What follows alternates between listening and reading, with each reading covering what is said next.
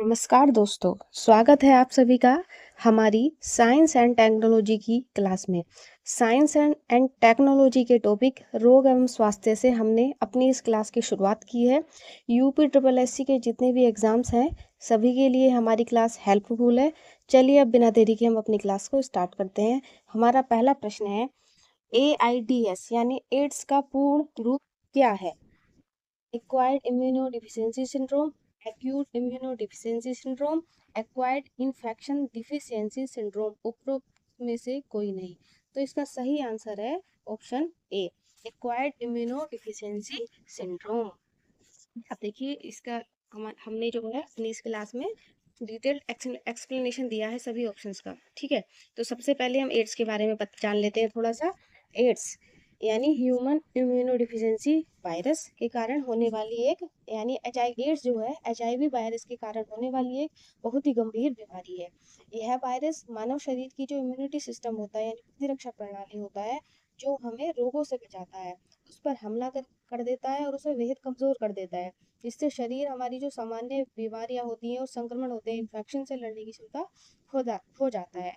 यह कोई संक्रामक रोग नहीं बल्कि एक सिंड्रोम है। अब देख ली बाकी के ऑप्शन भी देख लेते हैं।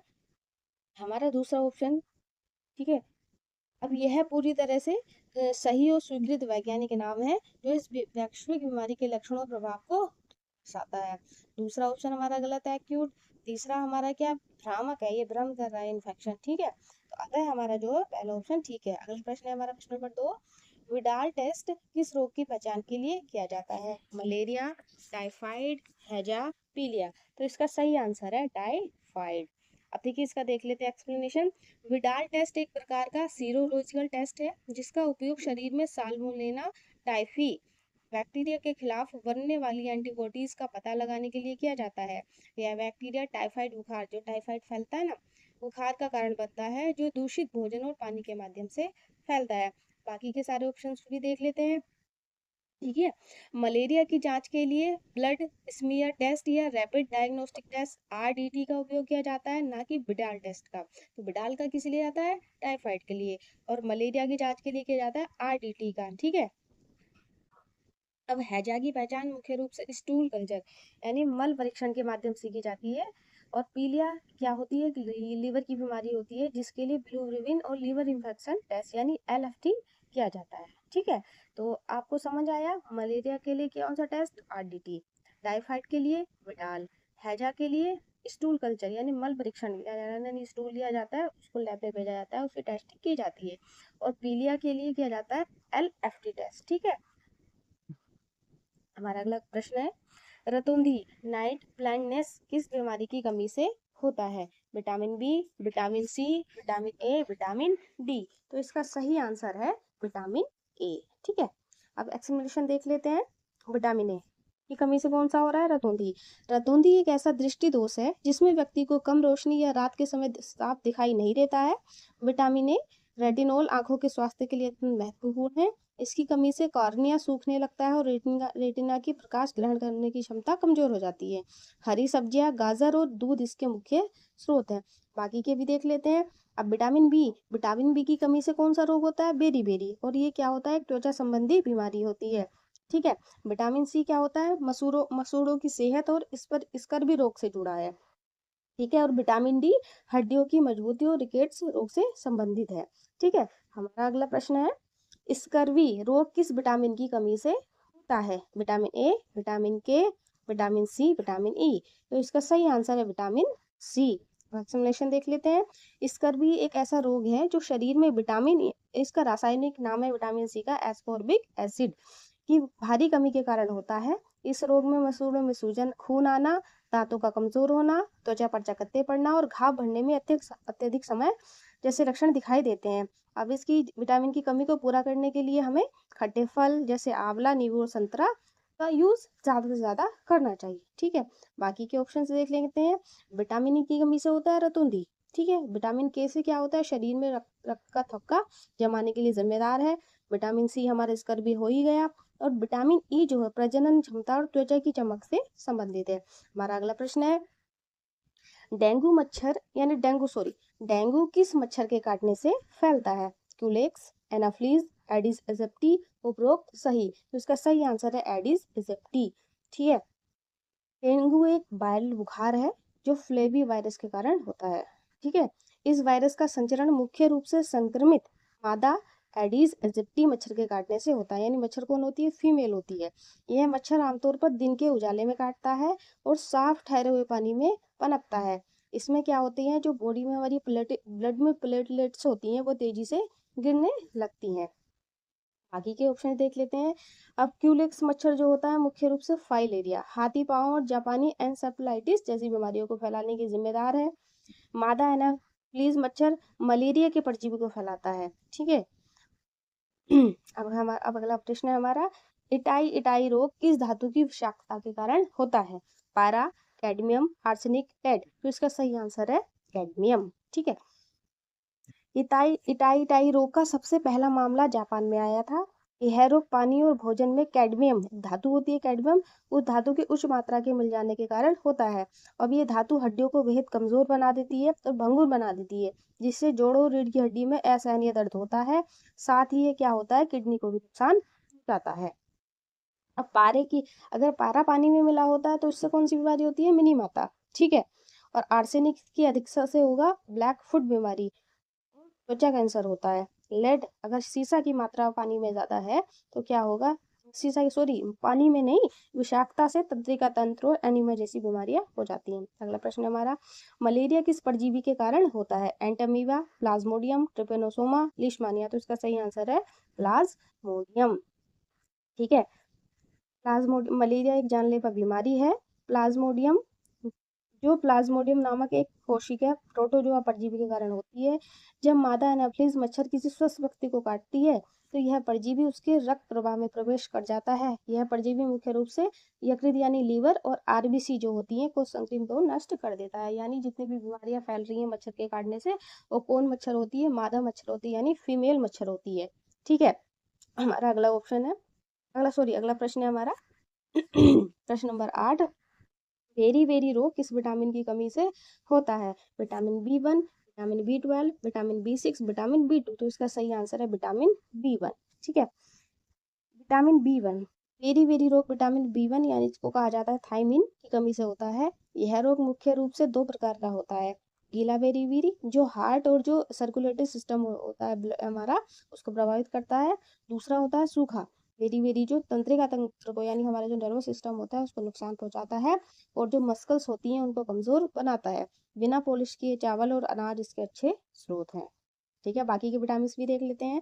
विटामिन B12 इसकी कमी से होता है एनीमिया, यानी शरीर में रक्त की कमी हो जाती है और हमारे नर्वस सिस्टम की भी कमजोरी हो जाती है।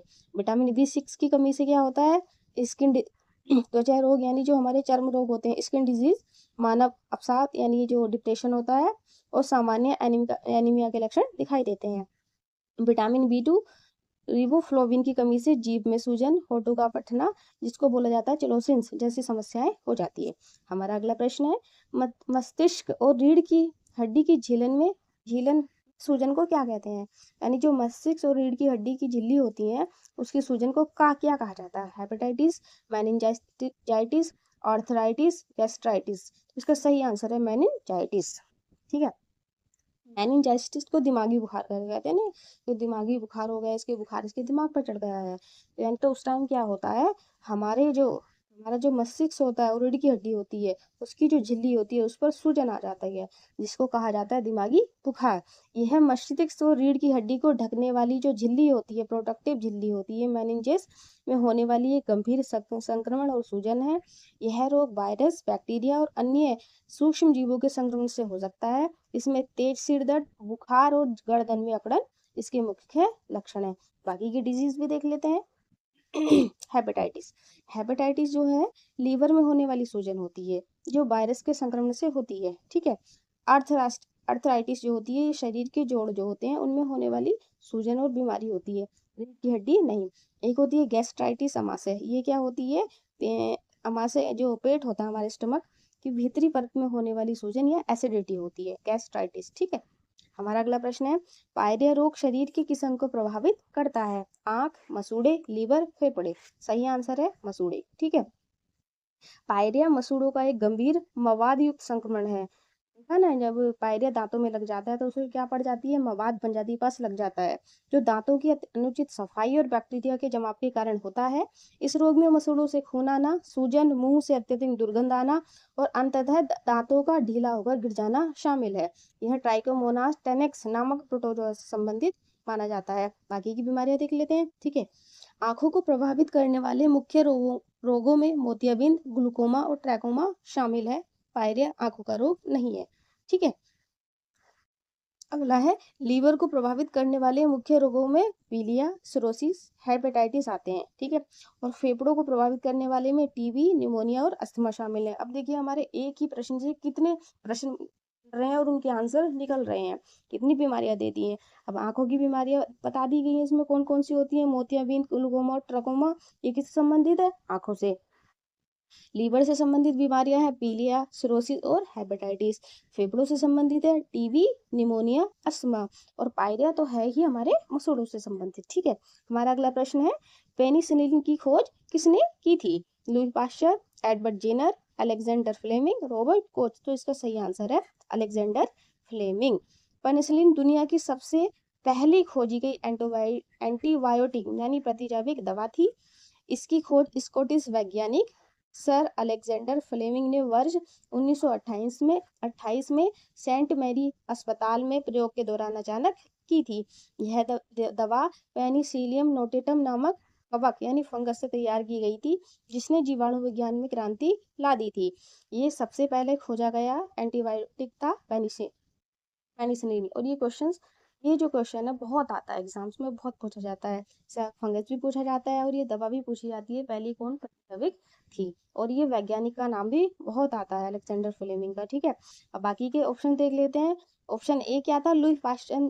इसमें जो वैज्ञानिक थे, लुई पाश्चर ने रेबीज के टीके की खोज की थी और पाश्चुकरण की तकनीक विकसित की थी। पाश्चुकरण जो दूध को स्वच्छ करने वाली, को साफ करने वाली तकनीक होती है, ठीक है।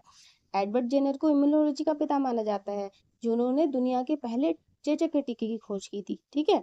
और रॉबर्ट कोच ने एंथ्रेक्स, हैजा और टीबी के लिए जिम्मेदार विशिष्ट बैक्टीरिया की खोज कर चिकित्सा जगत में योगदान दिया था, ठीक है। हमारा अगला प्रश्न है, इनमें से कौन सा रोग जीवाणु से नहीं होता है, टीबी, हैजा, इन्फ्लुएंजा, टिटनेस। तो इसका सही आंसर है इन्फ्लुएंजा, ठीक है। जान लेते हैं कैसे होता है।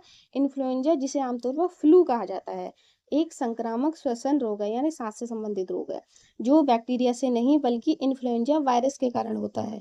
इसके विपरीत टीबी, हैजा और टिटनेस पूरी तरह से विभिन्न प्रकार के बैक्टीरिया के संक्रमण से होने वाली बीमारी है, ठीक है। हमारा आप देखिए, टीबी यानी तपेदिक क्या है, एक जीवाणु जनित बैक्टीरिया है, रोग है। और ये कौन से जीवाणु है, इसका माइकोबैक्टीरियम ट्यूबरक्लोसिस। हैजा जो बीमारी है, ये कौन से बैक्टीरिया से होती है, विब्रियो कोलेरी, ठीक है। और ये दूषित पानी से होने वाले रोग से होती है।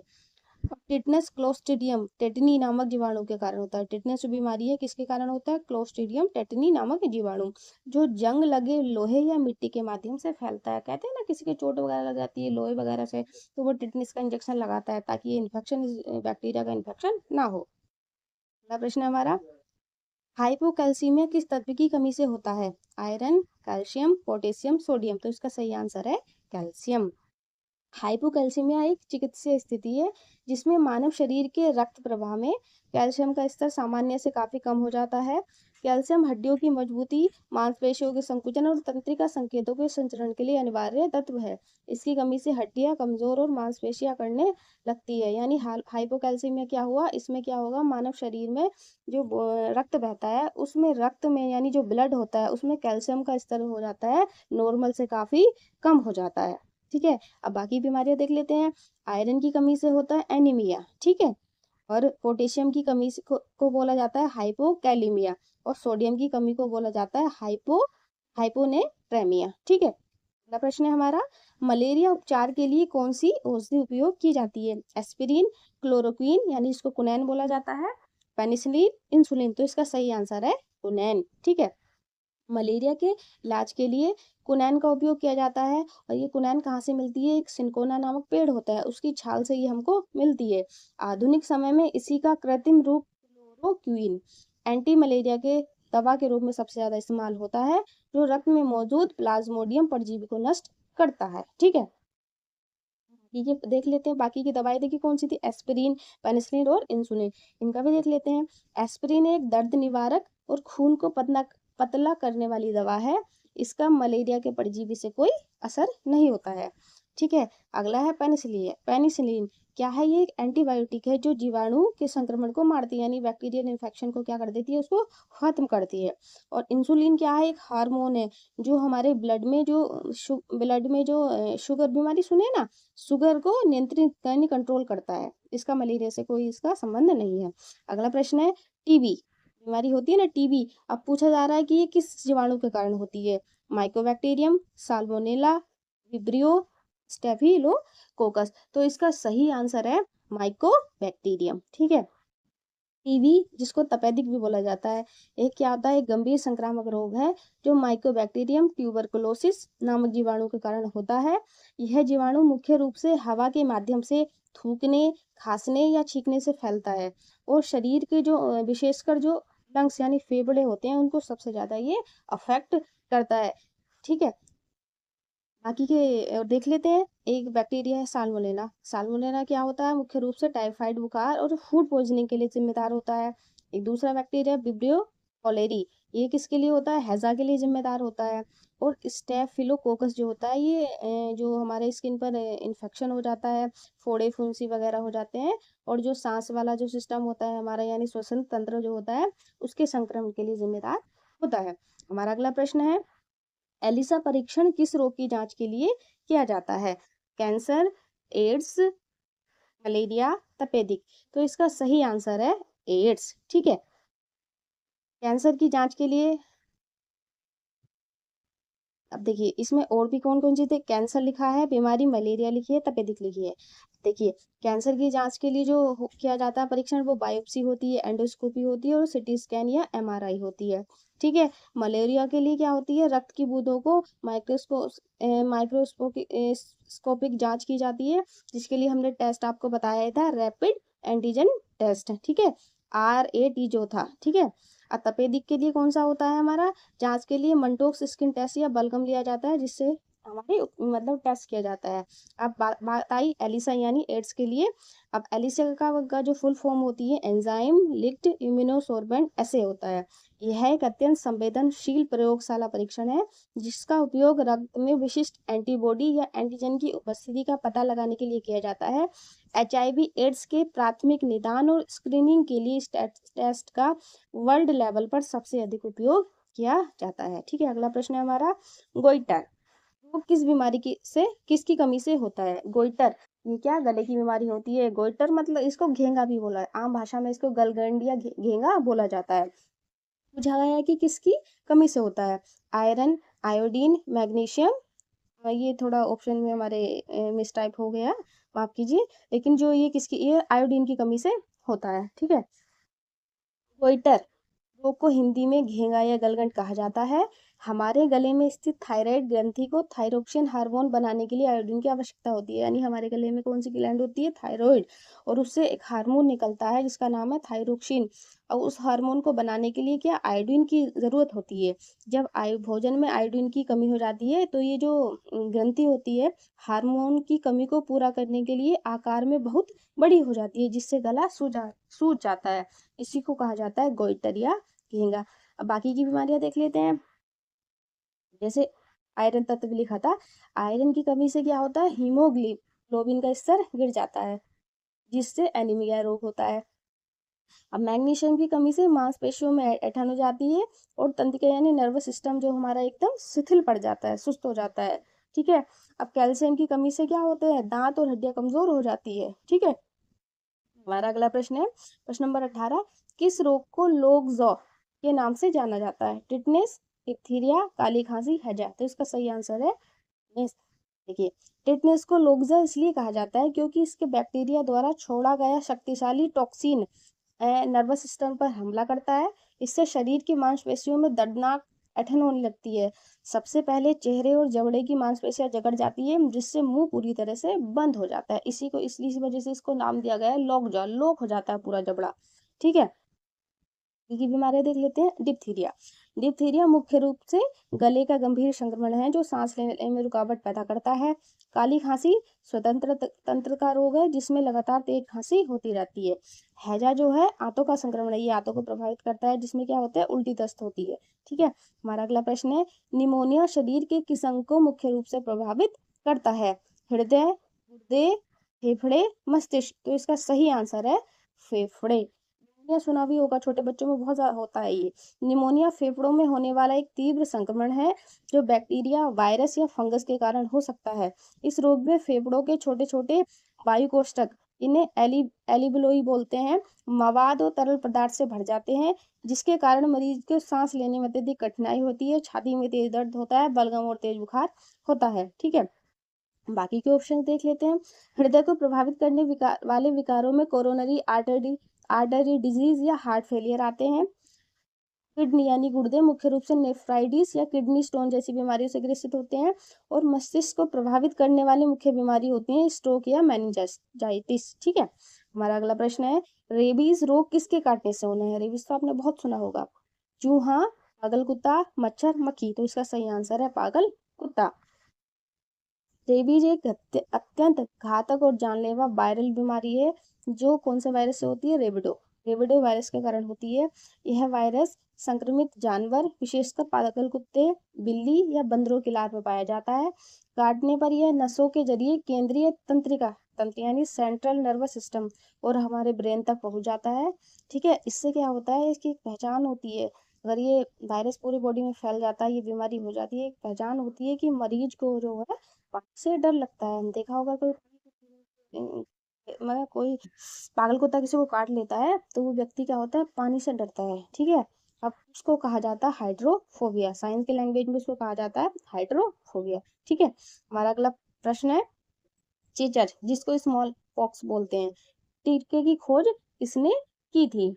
Jonas Salk, Louis Pasteur, Edward Jenner, Joseph Lister. तो इसका सही आंसर है एडवर्ड जेनर। ठीक है, एडवर्ड जेनर को इम्यूनोलॉजी का पिता कहा जाता है। इम्यूनोलॉजी मतलब प्रतिरक्षा तंत्र। तो प्रश्न आ जाए कि प्रतिरक्षा तंत्र यानी का जो पिता किसको कहा जाता है या इम्यूनोलॉजी का पिता किसको कहा जाता है, तो क्या बताएंगे? Edward Jenner.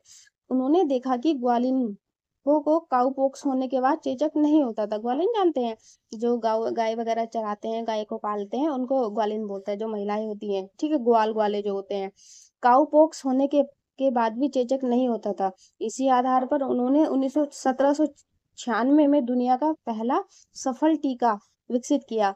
चेचक एक अत्यंत संक्रामक और जानलेवा वायरस जनित बीमारी थी जिसे पूरी दुनिया में पूरी तरह मिटाया जा चुका है। चेचक जिसको बोलते थे ना, जो शरीर पर मोटे मोटे दाने वगैरह हो जाते थे, चेचक। ठीक है अब और ऑप्शंस को का एक्सप्लेनेशन देख लेते हैं। तो ये वैज्ञानिकों के नाम दे रखे हैं, देख लेते हैं इन्होंने क्या क्या किया है। जोनास साल्क ने दुनिया के पहले प्रभावी पोलियो वैक्सीन का आविष्कार किया, यानी पहला पोलियो वैक्सीन किसने बनाया? जोनास साल्क ने। अब है लुई पाश्चर ने रेबीज और एंथ्रेक्स के टीकों का विकास का किया, यानी रेबीज और एंथ्रेक्स का टीका किसने बनाया? लुई पाश्चर ने। अब है जोसेफ लिस्टर को एंटीसेप्टिक सर्जरी का जनक माना जाता है, जिन्होंने सर्जरी के दौरान संक्रमण रोकने पर काम किया था। ठीक है, हमारा अगला प्रश्न है, क्वाशिकियोकोर रोग किसकी कमी के कारण होता है? वसा, विटामिन, प्रोटीन, कार्बोहाइड्रेट। तो इसका सही आंसर है प्रोटीन। ठीक है, क्वाशियोकोर बच्चों में होने वाला गंभीर कुपोषण का एक रूप है जो भोजन में पर्याप्त कैलोरी यानी ऊर्जा मिलने के बावजूद प्रोटीन की भारी कमी के कारण होता है। इस बीमारी से पीड़ित बच्चों का पेट असामान्य रूप से बाहर निकल जाता है, यानी सूज जाता है, पैर एकदम पतले हो जाते हैं और त्वचा और बालों का रंग बदलने लगता है। ठीक है, बाकी की बीमारी देखते हैं। अगर वसा जो होता है, वसा की कमी होगी शरीर में तो क्या होगी? त्वचा रूखी हो सकती है और आवश्यक जो फैटी एसिड होते हैं उनकी भी कमी हो जाती है। विटामिन की कमी से विशिष्ट रोग होते हैं जैसे रतौंधी या स्कर्वी, या गंभीर कुपोषण का सीधा कारण नहीं है, यानी कुपोषण का सीधा कारण नहीं है। इसकी विटामिन की कमी से क्या होते हैं? कुछ विशिष्ट टाइप के रोग होते हैं जैसे रतौंधी हो गया, स्कर्वी हो गया, ठीक है, बेरी हो गया। ठीक है, और कार्बोहाइड्रेट की कमी से क्या होगा? शरीर में जो ऊर्जा का स्तर घटता है। ठीक है, तो अगला प्रश्न है हमारा, मलेरिया से शरीर का कौन सा अंग प्रभावित होता है? यकृत यानी जिसको लीवर बोला जाता है, प्लीहा स्प्लीन, हृदय और आंत। तो इसका सही आंसर है प्लीहा। ठीक है, मलेरिया रोग के दौरान प्लाज्मोडियम परजीवी लाल रक्त कोशिकाओं यानी आरबीसी को तेजी से नष्ट करता है। इस प्लीहा, जिसको तिल्ली बोला जाता है आम भाषा में, शरीर का वह अंग है जो मृत या क्षतिग्रस्त रक्त कोशिकाओं को छानकर बाहर निकालता है। अत्यधिक कार्यभार और संक्रमण के कारण प्लीहा का आकार असामान्य रूप से बढ़ जाता है। अब बाकी की भी देख लेते हैं। बाकी के अंगों का भी देख लेते हैं। यकृत में मलेरिया का परजीवी शुरुआत में बढ़ता जरूर है, लेकिन इसका मुख्य और सबसे विनाशकारी प्रभाव प्लीहा पर पड़ता है मलेरिया में, ठीक है। और हृदय पर मलेरिया का कोई सीधा या प्राथमिक संक्रमण नहीं होता। यह मुख्य रूप से रक्त कोशिकाओं का रोग है। आते मुख्य रूप से हैजा, टाइफाइड या पेचिस जैसे जीवाणु और पेटोजा संक्रमणों से प्रभावित होती है। तो आते कौन सी बीमारी से प्रभावित होती है? हैजा, टाइफाइड और पेचिस से, ठीक है। हमारा अगला प्रश्न है पीलिया, जिसको जॉन्डिस बोला जाता है, रोग से कौन सा अंग प्रभावित होता है? किडनी यानी वृक्क, यकृत यानी लीवर, आमाशय, अग्नाशय। तो इसका सही आंसर है लीवर।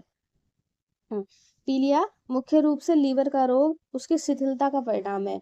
जब लीवर रक्त में मौजूद, रक्त मतलब ब्लड में मौजूद पुरानी लाल कोशिकाओं के टूटने से बनने वाले बिलिरुबिन नामक पीले पिगमेंट को ठीक से फिल्टर नहीं कर पाता है, तो यह पूरे शरीर के ऊतकों में जमा हो जाता है, जिससे त्वचा और आंखें पीली दिखाई देती हैं। इसी को बोला जाता है पीलिया, ठीक है।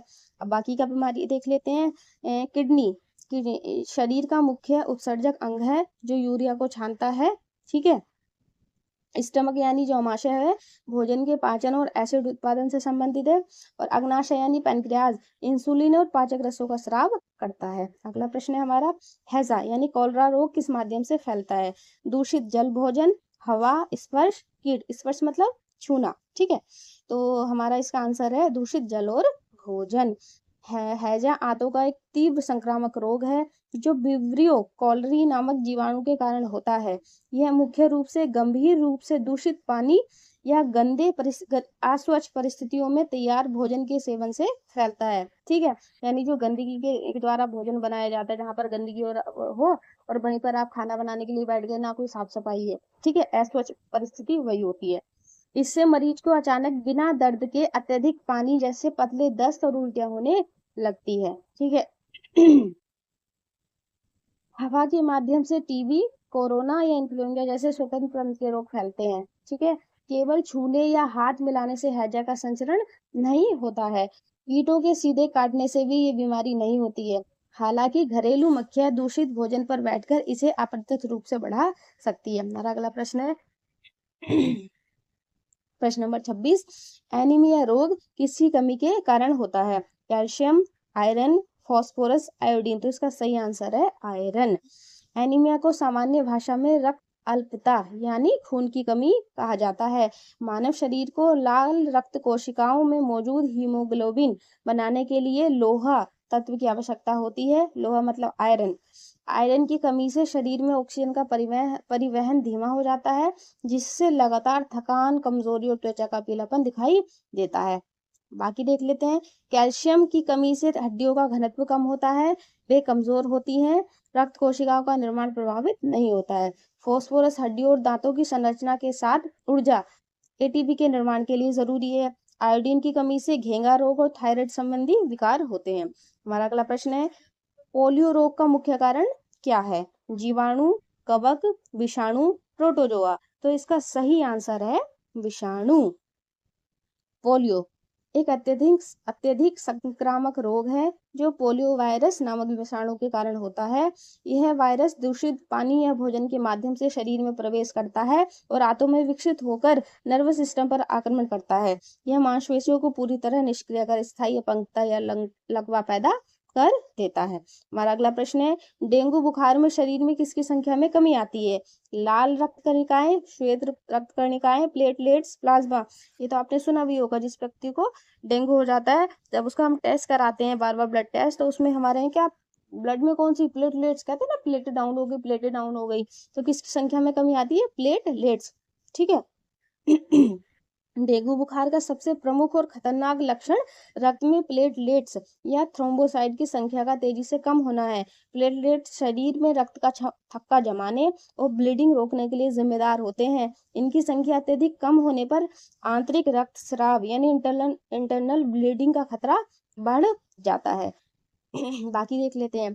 आरबीसी की कमी से मुख्य रूप से एनीमिया होता है, ठीक है। और डब्ल्यूबीसी क्या करती है, हमारी जो प्रतिरक्षा प्रणाली यानी इम्यूनिटी सिस्टम का हिस्सा होती है, इनकी संख्या कुछ बदल सकती है, पर मुख्य गिरावट प्लेटलेट्स में होती है। प्लाज्मा रक्त का तरल भाग है। डेंगू बुखार में इसकी मात्रा के बजाय कोशिकाओं की संख्या तेजी से गिरती है। तो प्लाज्मा भी किसका, ब्लड का तरल वाला भाग होता है। अगला प्रश्न है, इंसुलिन की कमी से कौन सा रोग होता है। मधुमेह, डायबिटीज, कैंसर, घेंगा, हृदय रोग। तो इसका सही आंसर है डायबिटीज।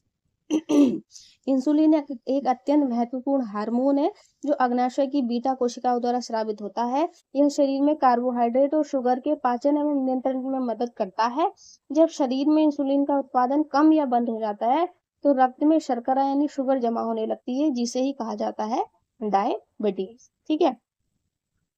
कैंसर कोशिकाओं के अनियंत्रित और असामान्य विभाजन के कारण होता है। कैंसर कैसे होता है, कोशिकाओं के अनियमित और असामान्य विभाजन के कारण।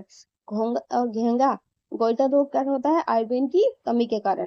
हृदय रोग कैसे होता है, मुख्य रूप से धमनियों में कोलेस्ट्रॉल जमा होने के कारण या हाई बीपी के कारण, ठीक है। हमारा अगला प्रश्न है, एथलीट फुट रोग का क्या कारण है।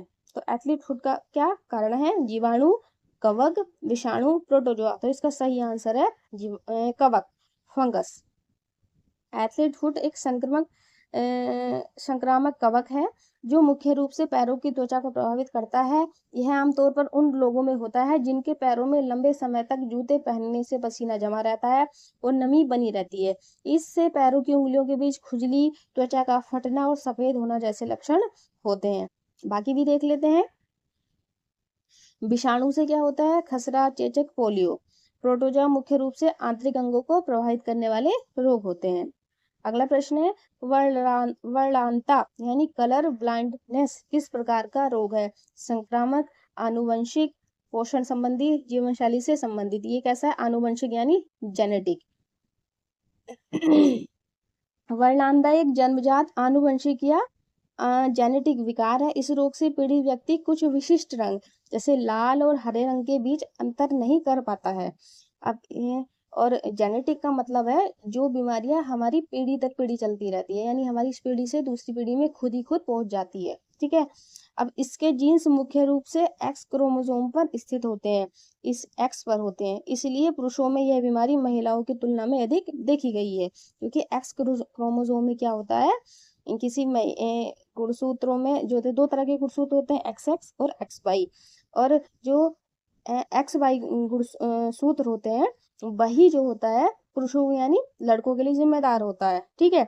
तो एक्स क्रोमोसोम पर इसके क्या होते हैं, जीन होते हैं, इसलिए बीमारी ज्यादातर किसमें फैलती है, पुरुषों में। अगला प्रश्न है, काला जार किस मक्खी से फैलता है। सीसी मक्खी, सैंड फ्लाई, घरेलू मक्खी या फल मक्खी। तो इसका सही आंसर है सैंड फ्लाई। कालाजार एक गंभीर बीमारी है जो लीशमैनिया डोनोवानी नामक प्रोटोजोआ परजीवी के कारण होती है। इसको याद रखना है। तो कालाजार एक गंभीर बीमारी है, कौन से प्रोटोजोआ के कारण होती है, लीशमैनिया डोनोवानी। ये क्वेश्चन बहुत आता है। इस परजीवी का संक्रमण मादा सैंड फ्लाई जिसको बालू मक्खी भी कहा जाता है के काटने से होता है। और ये मक्खी कहाँ पर मिलती है, नम और रेतीली जगहों पर। इस रोग में लगातार बुखार और प्लीहा, लीवर का आकार बढ़ जाता है। अगला प्रश्न है, बीसीजी का टीका किस रोग की रोकथाम के लिए है। चेचक, टीबी, पोलियो, हैजा। तो इसका सही आंसर है टीबी। बीसीजी का फुल फॉर्म है बैसिलस कैलमिटी गुएरिन है। यह टीका विशेष रूप से ट्यूबरकुलोसिस यानी टीबी जिसको तपेदिक भी बोला जाता है के खिलाफ अत्यधिक प्रभावी सुरक्षा प्रदान करता है। विश्व स्वास्थ्य संगठन यानी WHO के अनुसार शिशु यानी जो एकदम न्यूबॉर्न बेबी होता है को जन्म के तुरंत बाद या जीवन के पहले वर्ष के भीतर यह टीका अनिवार्य रूप से लगाया जाना चाहिए ताकि दिमागी टीबी से बचाव हो सके। बाकी बीमारियां देख लेते हैं। चेचक स्मॉल पॉक्स के लिए दुनिया का पहला अलग टीका एडवर्ड जेनर द्वारा विकसित किया गया था, यानी चेचक के लिए किसने बनाया था? एडवर्ड जेनर ने। पोलियो की रोकथाम के लिए कौन सा टीका है? Oral polio vaccine. ठीक है, होती है ना, जैसे गांव में देखा होगा कि जो आंगनबाड़ी कार्यकर्ता थी, वो पोलियो का की ड्रॉप्स होती हैं, 2 बूंद जिंदगी की, जिसको बोला गया था, पिलाकर जाती हैं, तो वो कौन सी होती है? Oral polio. ठीक है। ड्रोप्सी रोग का कारण क्या है? मिलावटी सरसों का तेल, प्रदूषण, दूषित पानी, टीकाकरण की कमी। तो इसका सही आंसर है मिलावटी सरसों का तेल। ड्रोप्सी एक गंभीर नैदानिक स्थिति है जो सरसों के तेल में आर्जिमोन मैक्सिकाना के बीजों के तेल की जानबूझकर या अनजाने में की गई मिलावट के कारण होती है। किसके बीज? Argemone Mexicana. इस तेल में मौजूद सेंगुइनरिन नामक जहरीला तत्व शरीर में जाकर रक्त वाहिकाओं को नुकसान पहुंचाता है, जिससे पूरे शरीर विशेषकर पैरों में पानी भर जाता है और सूजन आ जाती है। ठीक है, बाकी देख लेते हैं। वायु या जल प्रदूषण से फेफड़े और पेट की बीमारियां हो सकती हैं। दूषित पानी से टाइफाइड, हैजा और हेपेटाइटिस ए जैसी बीमारियां हो सकती हैं। ठीक है, अगला प्रश्न है हमारा, ये लास्ट प्रश्न है। इन्फ्लुएंजा यानी जिसको फ्लू भी बोला जाता है, रोग का कारण क्या है? जीवाणु, विषाणु, कवक, परजीवी। तो इसका सही आंसर है विषाणु। इन्फ्लुएंजा जिसे आमतौर पर फ्लू कहा जाता है, मानव श्वसन तंत्र, नाक, गला और फेफड़ों पर हमला करने वाला एक तीव्र संक्रामक रोग है। यह मुख्य रूप से इन्फ्लुएंजा वायरस के कारण होता है, जो खांसने या छींकने से हवा में तैरने वाली बूंदों के माध्यम से बहुत तेजी से फैलता है। इसके कारण लक्षणों में तेज बुखार, बदन दर्द, सूखी खांसी और अत्यधिक कमजोरी शामिल है। ठीक है, देखिए हमारे 35 क्वेश्चन पूरे हुए हैं। ठीक है, आशा है आपको ये सभी प्रश्न और उनका जो एक्सप्लेनेशन है पसंद आया हो। अगर आपको पसंद आया हो तो हमारे चैनल को सब्सक्राइब करें और हमारी वीडियो को लाइक करें। ठीक है, धन्यवाद।